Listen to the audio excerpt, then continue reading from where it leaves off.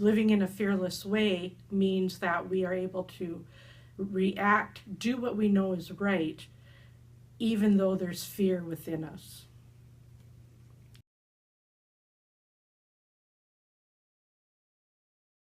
Yeah, well, I think we get all our inspiration from the sisters. I think they are deep religious people who have strong faith, and I think they know who they are.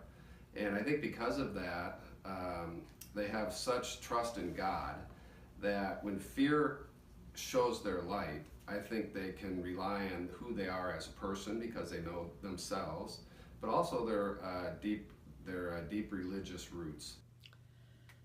Nano's life inspired great courage in the hearts of her sisters. Because of the courage we saw in Nano, it sparked a fire for social justice across the globe. We've worked in missions in several places in Zambia, Mexico, Central America, Bolivia, and here in our own country, we've worked with the new immigrants that are coming in. And as we know, immigration is a polarizing topic in our country at this time. However, as people who care about those who are the most vulnerable in our society, we commit much of our resources and time to helping those new immigrants adjust to their new homeland, and also to assist people in our communities in diversity, to learn how to live with people of different cultures and to appreciate those differences and to recognize those similarities. So it takes courage to do things that sometimes aren't the most popular. They are fearless. Every time there is a situation that comes up, they step up to the challenge, obviously growing as they have over the past 100 years. I would tell you it's the sisters who have told us that always honor your word, be who you are, and we're not going to change. We're very comfortable with our mission and our vision, and so that should take the fear out of how we do business.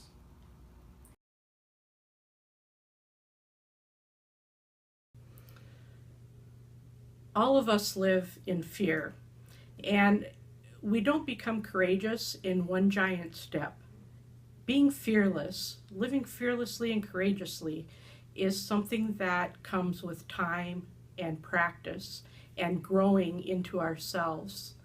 We have to allow ourselves to be open-minded and open-hearted, and to allow ourselves to grow and become the best that we can be. And becoming fearless begins at home. It begins in small steps. It can be as small as eating a new food that you've never eaten before and trying something that we said we'd never ever try, but taking that little step and trying something different. It's moving out of our comfort zone and stretching beyond ourselves. Sometimes it's being able to ask somebody for forgiveness or to forgive somebody. It takes a lot of courage to do that, especially sometimes to the people closest to us. And stepping outside of ourselves, our family, our friends, doing things that help other people stretches us enormously. Maybe volunteer at a homeless shelter or a soup kitchen, doing something for somebody who needs help.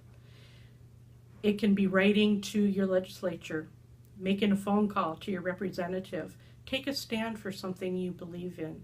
When you see something needs to be done, be willing to speak out. Take that risk.